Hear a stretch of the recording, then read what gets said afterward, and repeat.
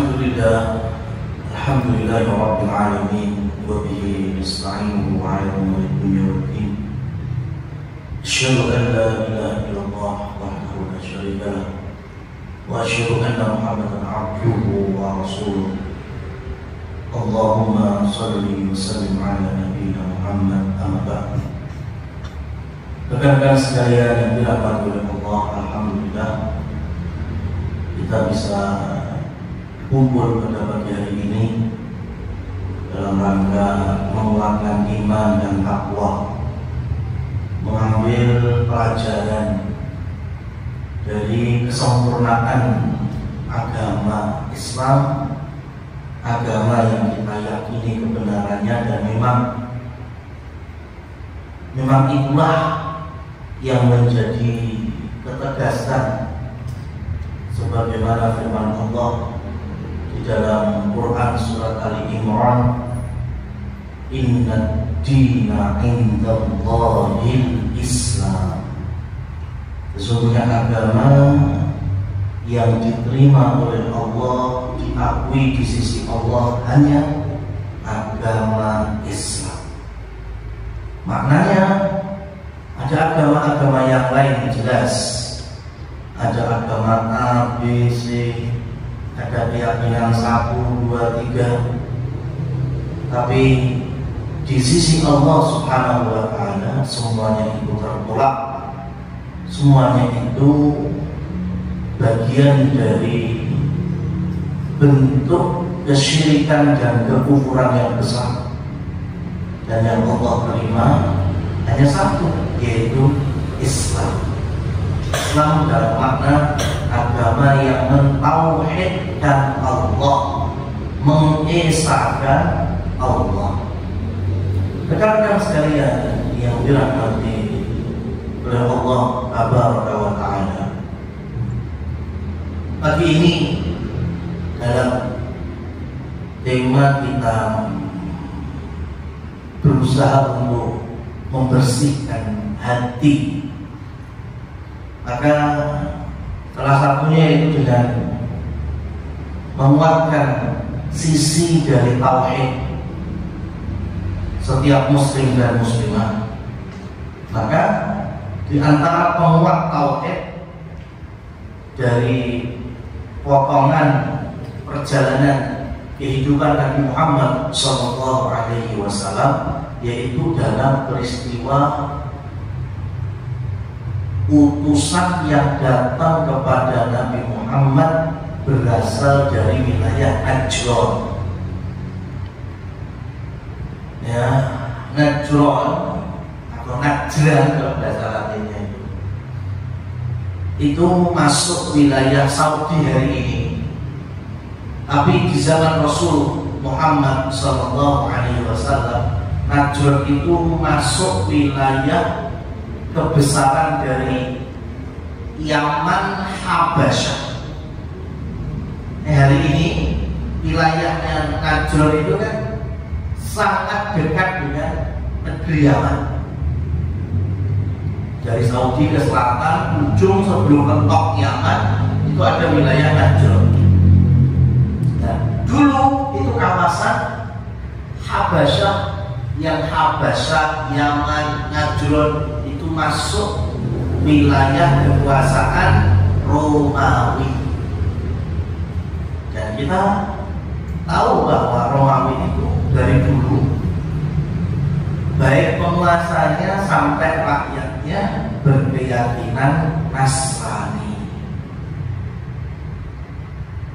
Nah, di tahun ke-9 dari hijrahnya Nabi Muhammad SAW, Madinah itu kedatangan 60 utusan dari Najran. 60 orang Nasrani itu datang. Dari 60 itu 24-nya pendeta dan 3-nya adalah pentolannya. Ada 3 sosok yang seluruh perkara syariat atau agama Nasrani itu mentok di mereka. Mereka ngomong halal jadi halal, mereka ngomong haram jadi haram. Disebutkan 3 orang pentolan ini. Yang pertama namanya Abdul Masih. Dari namanya aja sudah menunjukkan kesyirikan yang besar. Al-Masih, dimaksud dengan Al-Masih itu Nabi Isa alaihissalam.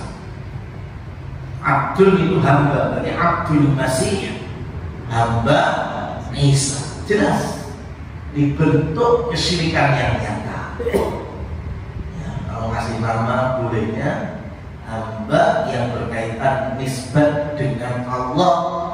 Abdullah, Abdul Rahman, Abdul Rahim, Abdul Qahhar, Abdul Wahhab, ya, Abdul Razak, ya. Jadi Abdul kemudian ditambahi dengan asma atau asmaul husna yang itu dinisbatkan kepada Allah Subhanahu wa Ta'ala. Ini enggak namanya Abdul Uzza. Yang kedua namanya As-Sayyid. Dan yang ketiga namanya Al-Usquf Abdul Harithah. Namanya Al-Usquf. Belakangan kemudian disebut dengan gelar Usquf. Ketingginya dari pendeta-pendeta Nasrani. Jadi ada Abdul Masih, ada Sayyid, dan ada Usquf Abdul Harith. Dengan 60 orang yang di bawah itu berjumpa dengan Rasulullah Sallallahu Alaihi Wasallam. Nah, apa tujuan mereka mendatangi Nabi? Mereka ingin mendebat. Mereka ingin mendengarkan dakwah Rasul, tetapi nanti mereka akan bantah sesuai dengan keyakinan dan hawa nafsu orang-orang Najrun. Makanya ketika sampai Rasulullah Sallallahu Alaihi Wasallam mulai mendakwahi mereka,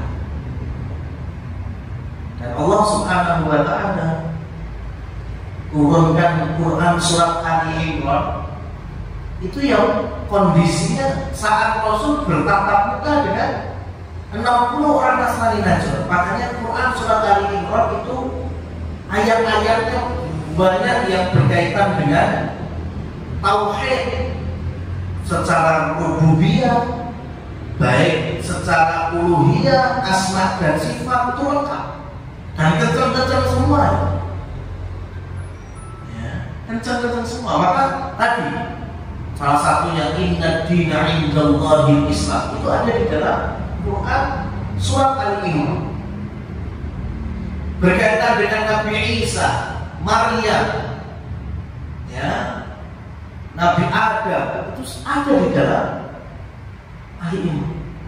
Laqad kafara alladziina qalu, sungguh telah kafir. Siapa? Orang-orang yang berkata Allah tsalithun tsalatsa.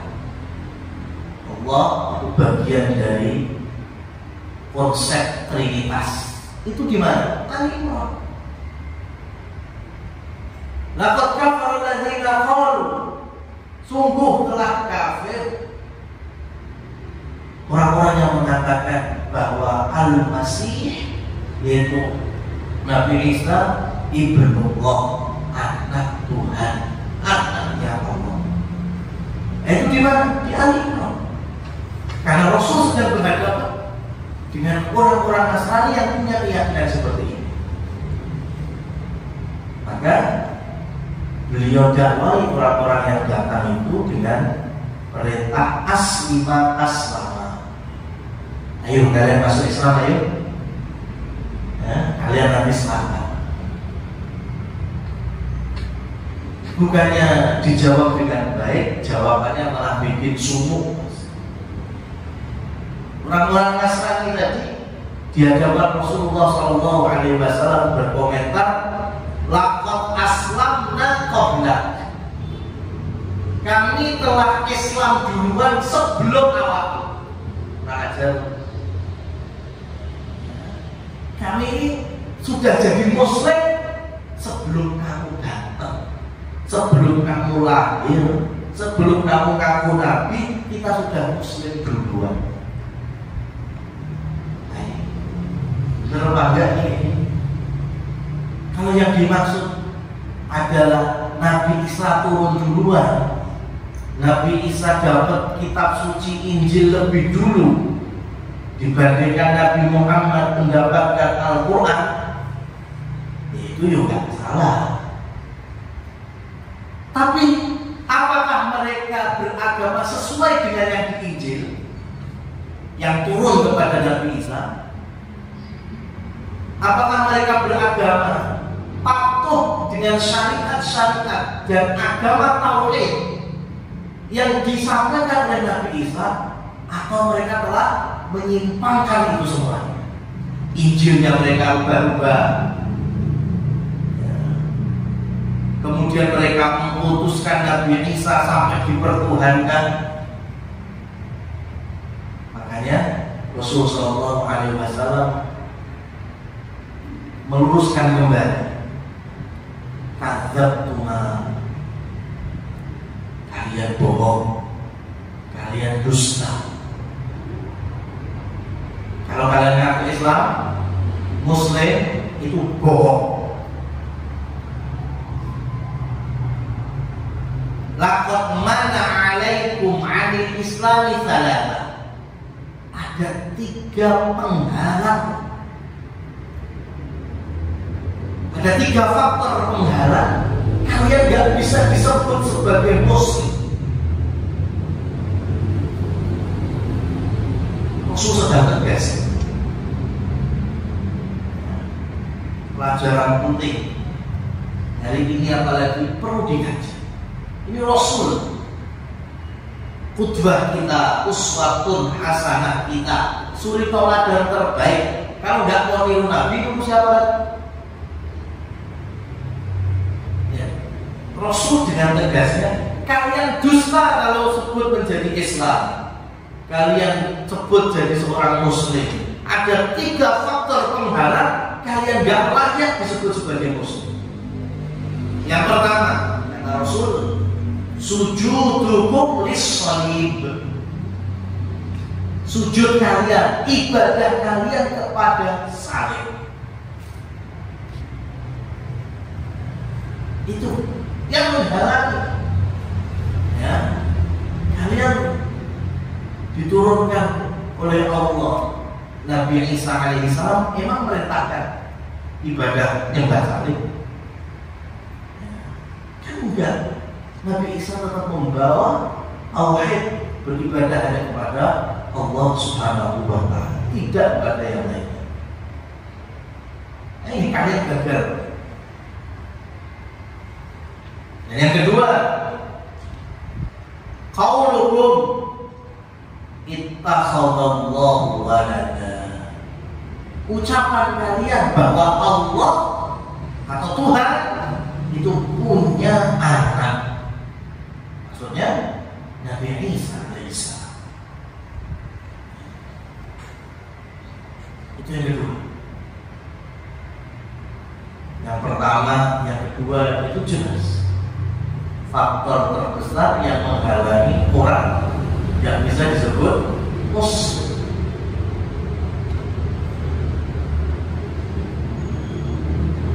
Ada yang ketiga, ini berkaitan dengan syariat hidup, ya, yang mereka simpangkan dari syariat Nabi Isa. Wa aklukum al-himzira wa syurbukum al-khamr. Karena kalian makan babi dan minum khamr. Nabi Isa syariatnya juga melarang makan babi, melarang tentu-tentu mabuk-mabukan. tiga-tiganya itu dari Nasrani zaman Nabi sampai sekarang pancet.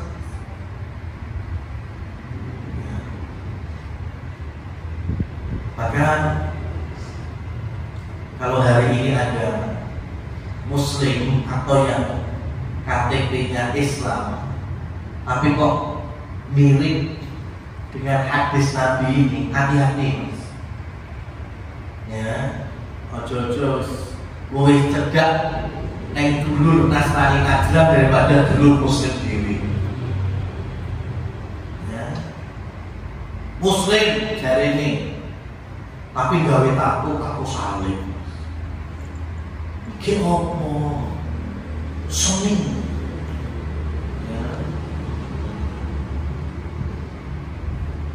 Ya, Rasul saja menegaskan, ya, orang Nasrani Najran 15 abad yang lalu dinyatakan penghalang Islam karena syirik menyembah salib. Dan yang kedua, mereka berkata bahwa Isa bagian dari ketuhanan atau Isa anak. Itu bahasa simpelnya ya, Merry Christmas. Ucapan selamat Natal itu di situ. Ada keyakinan kita senang, kita bahagia, Tuhan punya anak, yaitu Nabi Isa lahir. Nabi tegas, kita ya kan bagian dari toleransi. Sejak kapan toleransi jadi kebablasan? Ya. Sampai punya teman, punya tetangga non muslim, silahkan. Mereka sakit, terno, berobat silahkan. Pindah kos-kosan kontrakan, ngono. Ya, butuh bantuan, silahkan. Interaksi dengan kelembutan dan akhlak seorang muslim atau muslimah tegakkan. Tapi kalau di waktu-waktu ibadah atau perayaan mereka, yo off di sini, berhenti dulu, ya, supaya mereka juga tahu bahwa di luar itu ternyata kita baik-baik saja dengan mereka, fine-fine saja. Tapi kenapa di hari-hari perayaan mereka kok, ya, kita nggak mengucapkan selamat, kita nggak ikut-ikutan, ya, karena ini akidah. Dan seluruh imam madhab yang dikenal dengan 4 madhab besar itu sepakat larangan mengucapkan selamat Natal ataupun selamat untuk agama-agama dan keyakinan non Islam.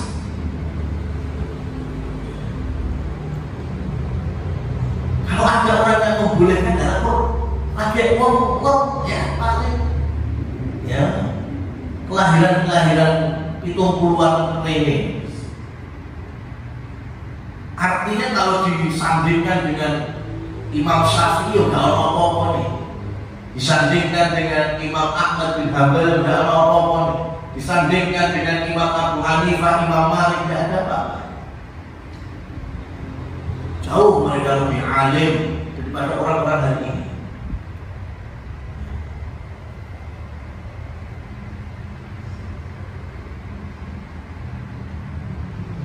Makanya kalau cerita pribadi saya itu besar.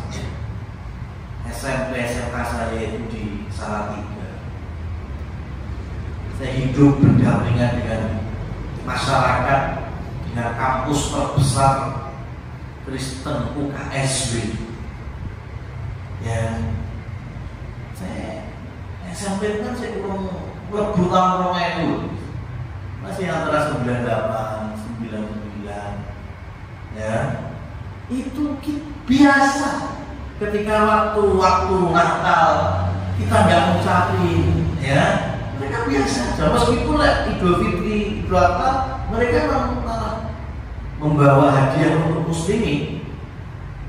Ya, tapi dulu biasa saja. Cuma saya sadar hari ini akhirnya hasilnya pekewe muslimin itu baru dino-dino saya. Ya, 2005 mereka aja. Sebelumnya biasa. Mereka akan baik berkunjung, mengucapkan selamat Idul Fitri, Idul Adha, tapi muslimnya tetap nggak ucapin Natalan, masih kita alami dan biasa, hari-hari aja biasa.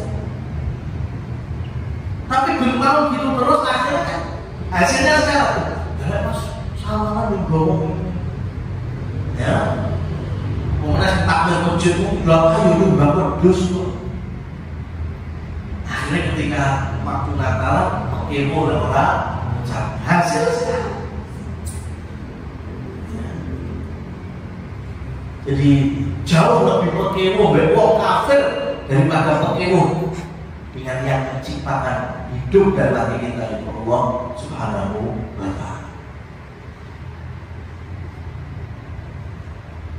Rasulullah Shallallahu Alaihi Wasallam melanjutkan dakwah beliau di hadapan orang-orang kafir dari Nasrani Najran ini. Beliau sampaikan inna matal Isa kamathali Adam. Sesungguhnya permisalan Isa, itu Nabi Isa, itu mirip dengan Nabi Adam. Kenapa Rasul menyampaikan demikian? Karena orang-orang Nasrani mereka juga meyakini dan mengimani Nabi Adam. Nabi Adam itu Allah ciptakan kun fayakun, langsung jadi tanpa ada asbab musabab, asal muasal bapak dan ibu. Allah ciptakan langsung dengan tangannya yang maha kuasa. Dan Nabi Isa mirip.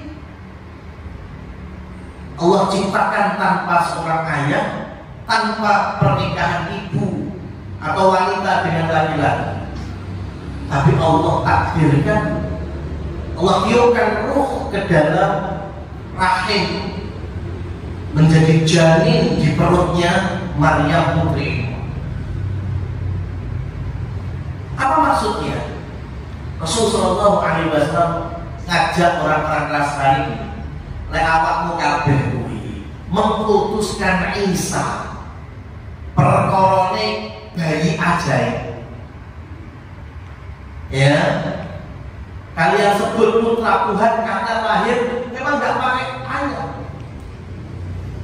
cuma masih melalui proses kelahiran alami dari seorang ibu. Lah Nabi Adam luwih ajaib, nyapo gak mbok putus, nyapo gak mbok anggap jadi putra Tuhan juga, kan luwih sangat Nabi Adam. Ya, tanpa ayah, tanpa ibu, ujung-ujung ono.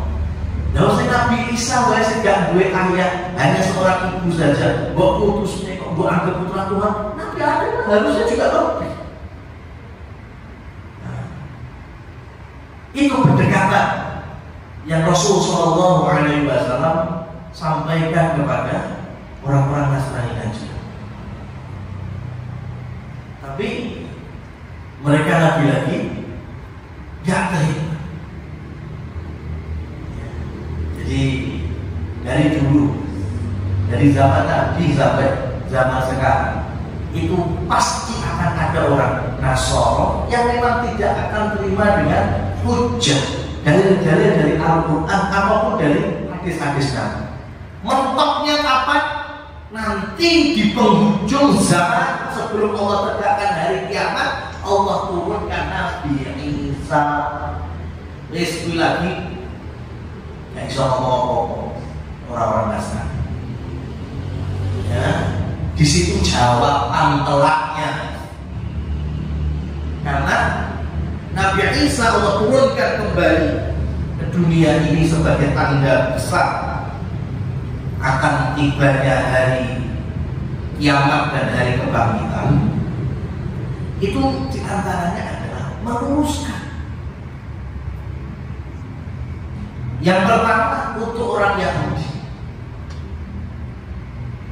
Orang Yahudi itu berkeyakinan Maryam itu pelacur, pezina.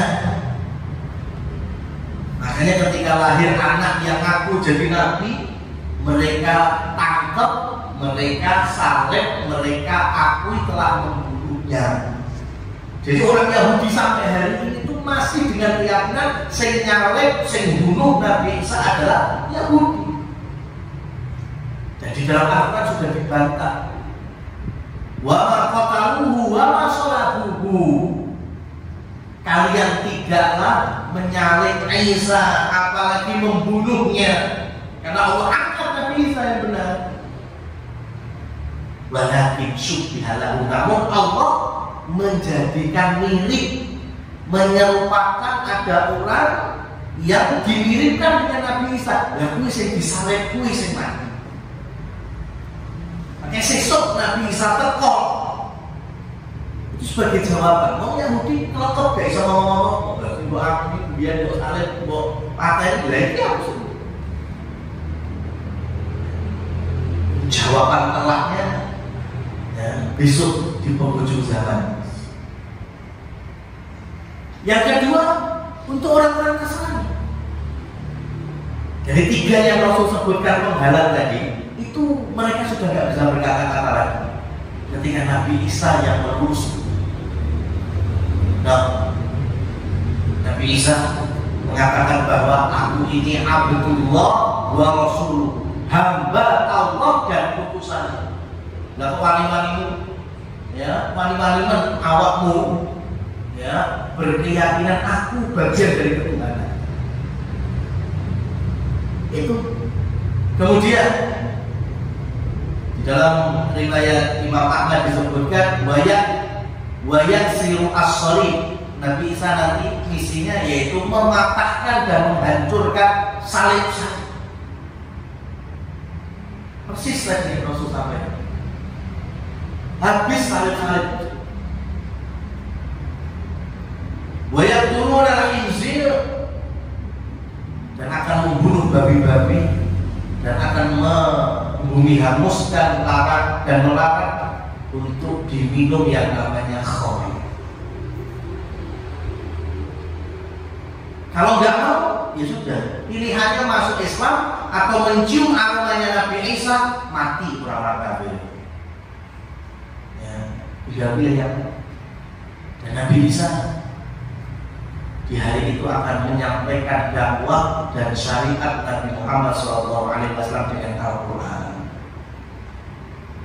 Ya, jadi Nabi Isa bukan dakwah Injil, bukan. Beliau persis seperti kita hari ini. Waktunya subuh ya sholat subuh rakaat, wayai jemaah ya jemaah. Waktunya masuk bulan Ramadan ya puasa wajib. Ketemu Idul Fitri, Idul Adha persis.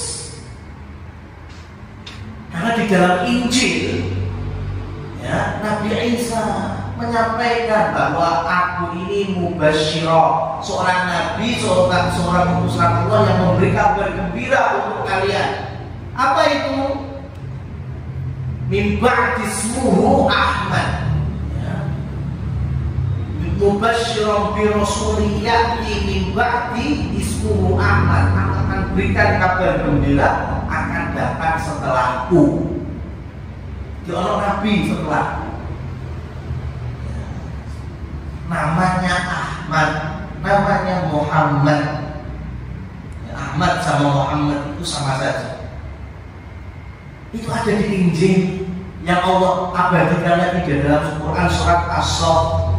Tapi kenyataannya orang Nasrani tidak mau beriman kepada Nabi Muhammad. Yang hari ini itu persis di zaman Rasulullah SAW tidak mau mendengar hujah-hujah yang disampaikan, dibantah, hawa nafsu.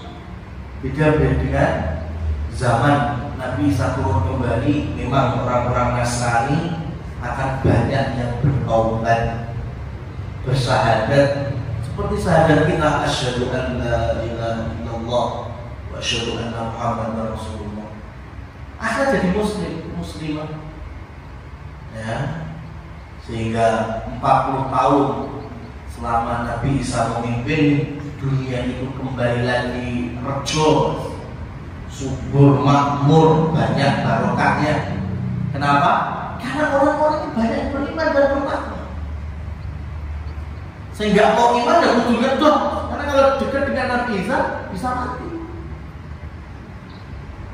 Dan janji Allah terpenuhi. Walau anna ahlal qura amanu wattaqau la fatahna barakatin minas samawati wal ardh. Siapa saja dari manusia, para penduduk dunia ini, amanu wattaqau, beriman dan bertakwa, niscaya Allah akan bukakan barokah, baik yang dari langitnya maupun dari dalam bumi. Subur, makmur, sentosa.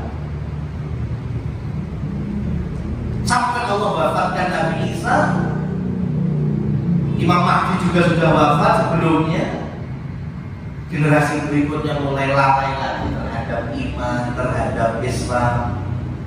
Generasi berikutnya semakin tidak kenal lagi apa itu Islam, iman, sapa kuwi Allah, sapa kuwi Nabi Muhammad, apa kuwi Quran, azan, salat. Tambah belajar, tambah gak mudeng agama. Generasi berikutnya betul-betul tinggal sisa-sisa orang yang beriman sedikit, maka Allah kirimkan angin. Dengan angin itu sapa wae wong iman meskipun hanya punya sebiji darah, secuil dari keimanan, mati. Allah wafatkan dengan angin tersebut. Yang tersisa hanya tinggal orang-orang kafir di muka bumi ini. Ya, pada hari itu Allah tunjukkan lagi dengan pergantian yang cepat tanda satu dan tanda berikutnya dari tanda-tanda besar dari kiamat.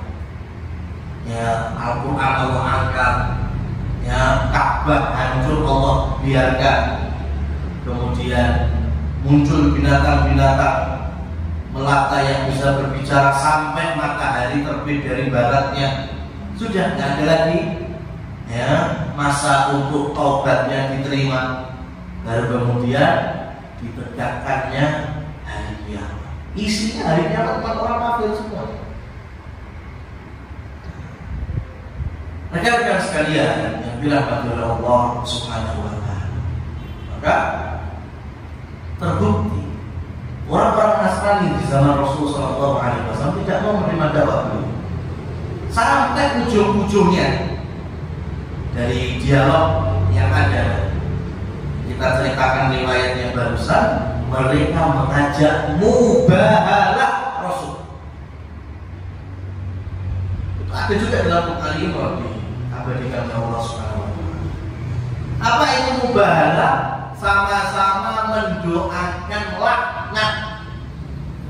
Semoga Allah melaknati, semoga Allah melaknatmu, semoga Allah turunkan laknatnya kepada dirimu. Orang Nasrani nantang Nabi, ayo mubahalah. Dan ternyata Nabi SAW menerimanya.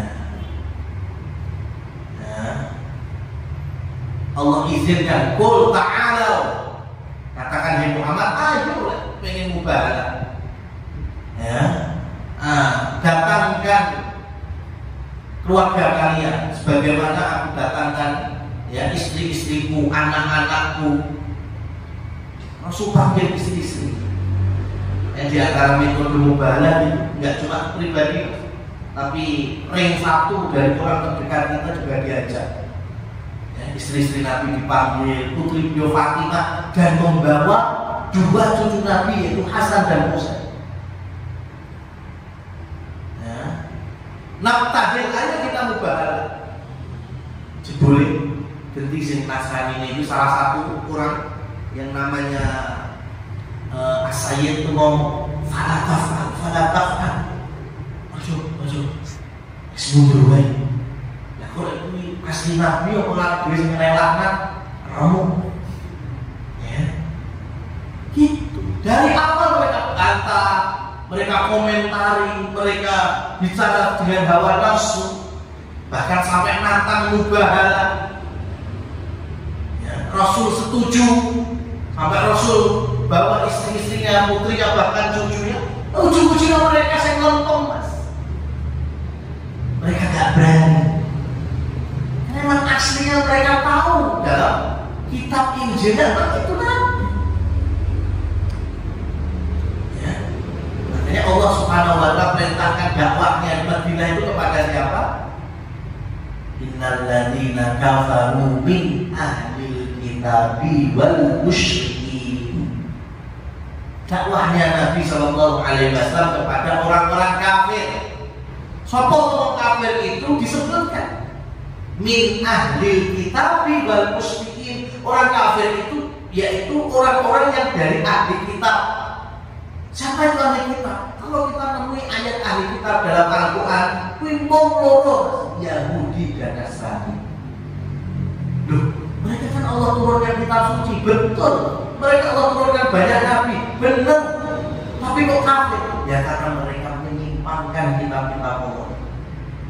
Bahkan mereka membunuh nabi-nabi yang Allah kirimkan. Ya.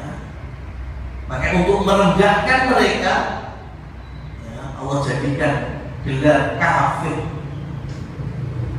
Ya, kurang syukur masalahnya, Mas. Dikai kitab suci bukan mentaati, malah merevisi.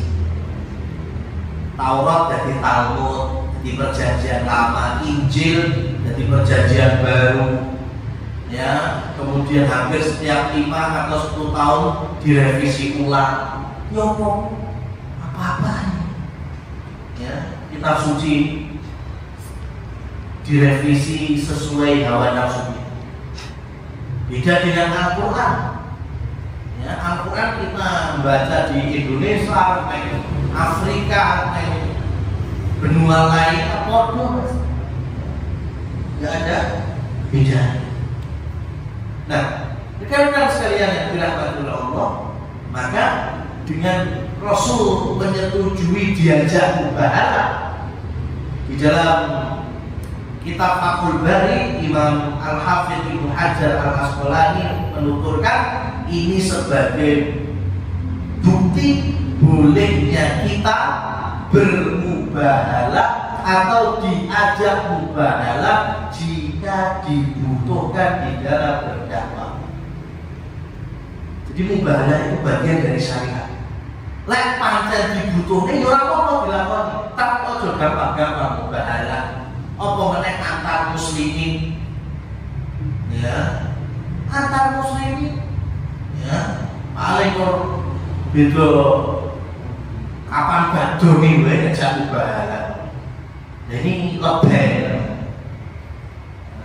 Tapi kalau orang kafir, mereka kuat dengan kekufurannya dan mencederai tauhid yang kita yakini, nantang-nantang mubahalah, ya apa? Ya, kita terima tantangan mubahalah. Karena Al-Hafidz Ibnu Hajar Al-Asqalani itu juga pernah diajak mubahalah oleh orang mulhid. Ya, orang yang ingkar kepada Allah, bahkan nggak iman kepada Allah, orang ateis. Dan beberapa pekan selanjutnya, kata Ibnu Hajar, aku mendapatkan berita orang yang bermubahalah denganku mati mengenaskan. Ya, itu contoh yang disampaikan oleh salah seorang ulama dari mazhab Syafi'i berkaitan dengan mubahalah. Wallahu a'lam bishawab. Ya, rekan-rekan sekalian yang dirahmati Allah. Jadi selagi kita berusaha membersihkan jiwa hati kita dari kotoran terbesar itu kotoran yang menodai akidah. Ya, awake dhewe wis padha ngaji sadurunge bahas sabar, bahas tawakal, bahas ridho, bahas macam-macam. Nah kok ternyata yang intinya ini gak diobati, ya, percuma. Ya, itu sama saja ketika kita arep umbah-umbah, ya, wis siap baik, wis siap softener, wis siap wis pokoknya. Tapi awake dhewe lali. Ya, wong bebani ya, pilihlah bersih. Dan yang mengotori akidah kita hari-hari ini lisan yang mudah mengatakan tapi itu berat timbangan dosanya di sisi Allah Subhanahu wa Ta'ala. Itu ucapan selamat datang, Merry Christmas and Happy New Year, itu satu paket. Itu satu paket, gak bisa dipisah. Ya, maka secara pribadi dan membawa dakwah ya, dari dakwahnya Nabi Muhammad, para sahabat dan para imam-imam selanjutnya dari kalangan ahli sunnah wal jamaah, mengajak kaum muslimin khususnya rekan-rekan sekalian jangan mudah latah ikut-ikutan. Ya, wis cukup melo-melo itu lek ketemu prai macam perayaan buta-buta itu pasti. Ya Natal tahun baru sering ngelencer bareng rapopo payai ngepasi kuwi. Ya, iso kumpul keluarga dari ngepasi kuwi. Tapi tolong jauhkan dari ucapan selamat Natal dan juga selamat tahun baru. Itu aja. Ya, kalau pikirnya silakan ya, ketemu anggale yo pas kuwi anak-anak iso longgar ya, karena sekolahnya libur atau mungkin keluarga yang lainnya juga libur di hari-hari seperti ini, maka gunakan untuk saling bersilaturahim ya, saling membangun kehangatan keluarga atau memupuk ukhuwah Islamiyah atau ya tadi piknik healing dari ini ya kan, piknik ben ora panik wis macam-macam pokoknya ya, spanduk nek bis-bis ya, silahkan mungkin bisa membawa semangat baru, tapi tolong jangan nodai dengan keburukan dari ucapan selamat Natal dan juga selamat tahun baru. Wallahu a'lam bishawab. Demikian yang bisa kami sampaikan. Waktu dan tempat kami kembalikan ke pembawa aja. Mungkin dari teman-teman ada yang mau bertanya.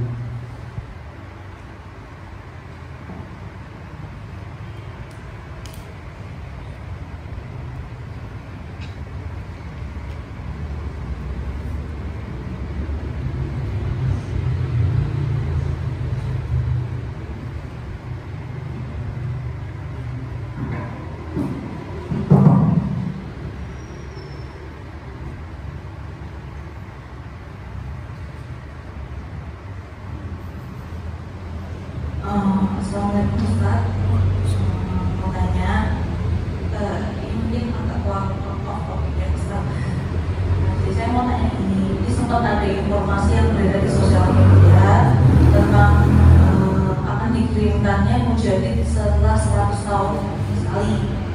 Nah, ini apakah mujadid ini pun sama dengan tugasnya seperti Imam Mahdi, dan apakah benar 2024 nanti akan punya mujadid?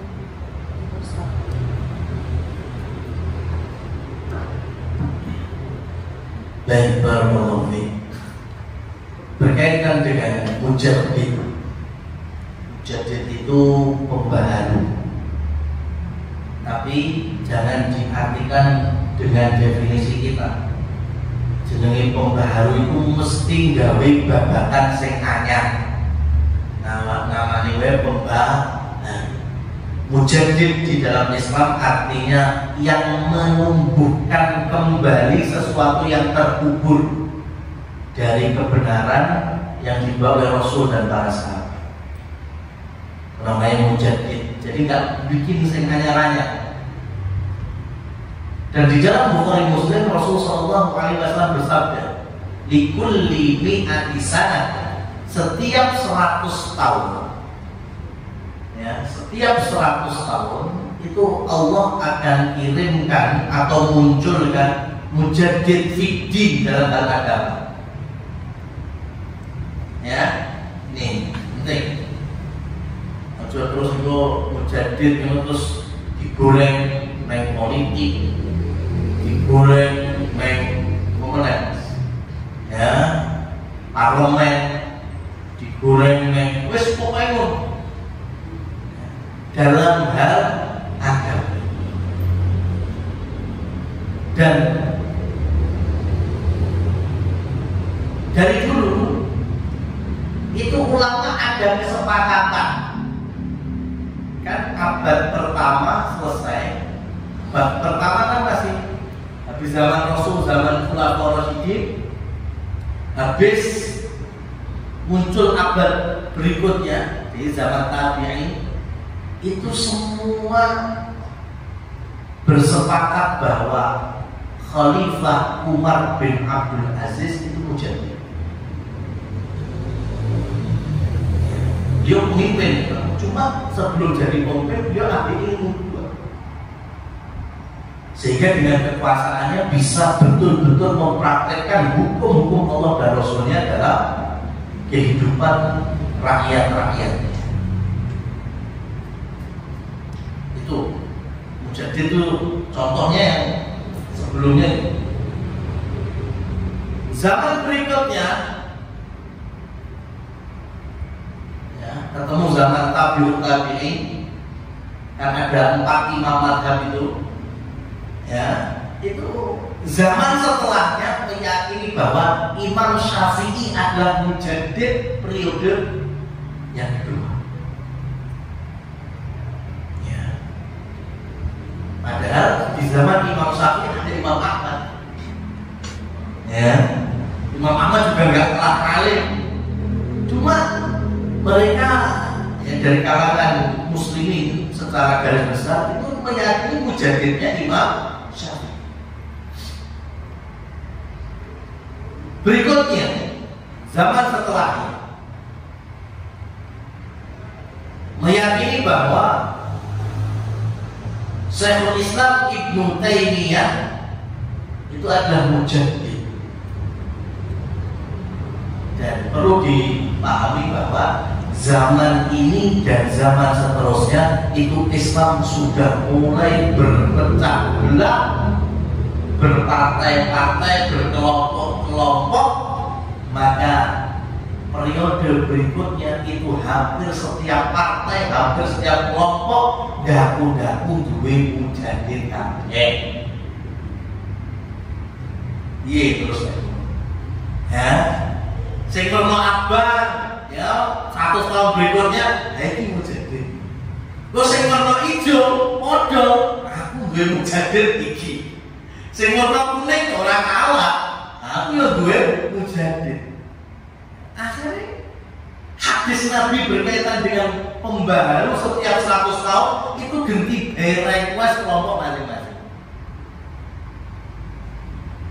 Termasuk tadi broadcast sosial media 2024 ada mujadid. Ya versinya sing 2024. Ya, bukan nenek sing versinya siapa. Maka gampangnya gini, mujadid benar ada pasti, karena itu ketetapan yang disampaikan oleh Rasul Sallallahu Alaihi Wasallam. Kemudian kita akan tahu ciri-cirinya itu dari para alim ulama yang mereka memang istiqomah di jalur iman, ilmu, dan amal serta dakwah. Bukan kita tahu dari orang yang tidak kenal ilmu atau bahkan taunya hanya politik, ekonomi, ya, nggak bisa kita yakini kebenarannya. Tapi kalau seperti Imam Syafi'i dari kecil kita tahu biografinya, Umar bin Abdul Aziz dari kecil kita tahu ya biografinya. Hanya seperti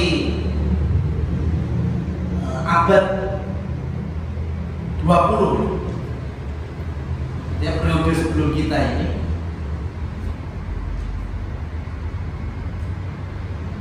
seluruh kaum muslimin yang memang afiliasi Islamnya dengan sumber kota Nabi Mekah Al-Mukarramah, Madinah, dan Afrika sebagian itu meyakini bahwa Syekh Abdullah bin Abdul Aziz bin Baz, mufti Saudi kala itu, meskipun beliau buta, beliau adalah mujaddid, ya, karena beliau berdakwah banyak sekali keberhasilan dalam hal meluruskan kembali kesyirikan, ya, memurnikan kembali tauhid, khususnya di negeri-negeri yang hari itu banyak bangunan di atas kuburan. Karena tadi menumbuhkan dan melahirkan sesuatu yang terkubur. Zaman Nabi kuburan roto, nggak digijing, nggak dibangun, nggak diapa-apa. Ya cukup tanahnya ditinggikan, sudah dikasih tanda, mau kayu, mau batu, nisan, sudah. Tapi zaman berikutnya kan orang malah dijadikan bisnis, sampai ada beli satu bonus satu. Wah, itu kijing siji bonus siji, sijinya tinggal apa? Ya, beli satu bonus satu di sopo. Ya, untuk cashback barang. Itu. Ya, dan ketika didakwahi, ya, diluruskan. Oh jeneng anak pengen rumah wong wis gak ono, yo diapi kuburan. Iki aku apik tapi teko dulu sing menyimpang. Enggak seperti itu Rasul melarang untuk membangun kuburan, pokoknya sampai dikunjung, di rumah-rumahan, macam-macam. Nah, orang yang berusaha memurnikan kembali, nah, itu enggak sembarangan. Itu mesti orang banyak sabar, ya, banyak semangatnya. Karena angel sudah, itu dikira hal baru. Ya, ini enggak tantangan anyar dari sopo orang bangun kuburan. Loh, zaman Nabi kemana? Ya karena kita terlalu banyak penyimpangannya dan kemaksiatan serta dosa-dosanya. Jadi sing murni dikira barang anyar. Kenapa? Karena terkubur tadi. Maka Syekh Abdullah bin Abdul Aziz bin Baz itu dicap oleh banyak kaum muslimin beliau mujaddid periode ini. Sebelum nanti akan ada mujaddid yang lain. Cuma orang-orang Islam dalam tanda petik yang tidak setuju dengan adanya dakwah tauhid dalam hal meratakan kuburan, ya gak bakal terima, Mas. Mosok kuwi mujaddid. Ya. Mujaddid itu ya ulama kita ini sing malah iso gawe kuburan dikai kembang, ya kuburan kaya venue mempelai, ya venue pernikahan gitu, tapi neng kubur. Nah malah sama orang-orang yang ahli kuburan, itu malah yang disebut dengan mujaddid. Berarti kan kembali lagi seperti apa yang kami sampaikan, tinggal berequest kalau hari ini. Kenapa? Karena beragama lebih banyak dengan hawa nafsu. Ya, seperti hanya Imam Mahdi, kita yakin Imam Mahdi akan muncul dan pasti muncul. Ya. Tapi apakah di tahun 2022, 2025, 2028? Wallahu a'lam. Kita nggak terlalu ngurusi tahunnya itu. Tapi buktinya sekarang, jangan kita yang meyakini adanya Imam Mahdi. Beberapa sempalan kelompok yang mengatasnamakan Islam, ini jelas wis enek sing diakui Imam Mahdi. Ya, sing wong daerah Irak sekitarnya sing jenenge Muhammad Qasim diakui Imam Mahdi. Ya, kok sing sapa aku yang duwe Imam Mahdi. Nah kalau tanyanya kepada kita, ya jelas mereka adalah Imam Mahdi versi kelompoknya, tidak seperti yang disampaikan di dalam hadis-hadis Rasul Shallallahu Alaihi Wasallam. Wallahu a'lam bishawab. Jadi mujaddid itu betul pasti ada dan akan muncul setiap 100 tahun. Artinya jangan punya anak yang hari ini masih anak-anak, masih SD bisa jadi, atau SMP bisa jadi nanti, ya kalau bagus agamanya, dididik untuk bisa menyebarkan kebenaran, ternyata akan menjadi mujadid di periode berikutnya bisa. Ya, karena mujadid dari zaman ke zaman track recordnya itu ada, bukan ilmu sulap, ujuk-ujuk Pak berduduk, kemudian disebut mujadid. Tidak seperti itu. Orang-orang yang sezamannya tahu dari kecil, ya remajanya, dan rata-rata mujadid yang ada di tubuh kaum muslimin itu dari kecil memang sudah tercetak menjadi ahli khair, ya, ahli kebaikan, ahli kebenaran, dan berjalan di atas jalan kebenaran Quran, Sunnah, dan pemahaman para sahabat. Wallahu a'lam.